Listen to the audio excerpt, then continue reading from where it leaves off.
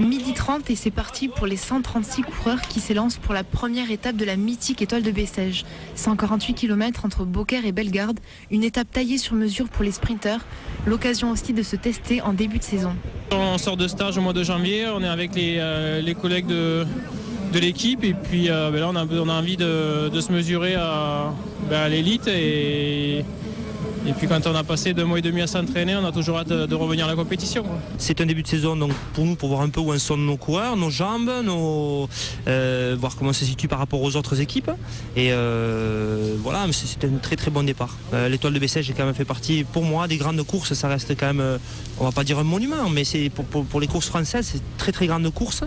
Et on est très très heureux, en tout cas nous, l'équipe, d'y participer. De son côté, Marco Marcato, deuxième de l'édition de l'an passé, très affûté et motivé, espère bien prendre sa revanche sur Anthony Ravard cette année au terme des 5 étapes de l'étoile de Bessèges. Pour moi, c'est la 4e fois que je fais ce cours.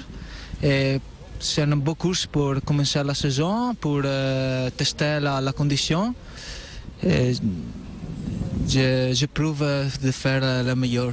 J'ai mis le classement général de côté, même si on y pense toujours. L'année dernière, j'y avais pas pensé, j'avais pensé aux victoires d'étape et c'est venu au fur et à mesure des étapes.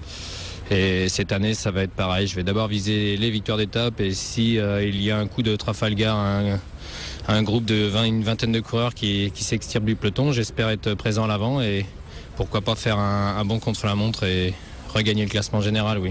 Mais avant d'attaquer le contre-la-montre, la dernière étape de la course, il faudra affronter les éléments climatiques, le froid et surtout le vent. Il faudra être très très vigilant par rapport au vent. Mais le temps, vous savez, il y a du soleil. On va dire qu'en Italie, tout est bloqué à cause de la neige. On a de la neige pas loin d'ici. Il faut être vraiment satisfait de la météo, je pense. On a un bon coin ici. Et si les conditions ont été bonnes aujourd'hui, demain la neige risque de s'inviter sur le parcours.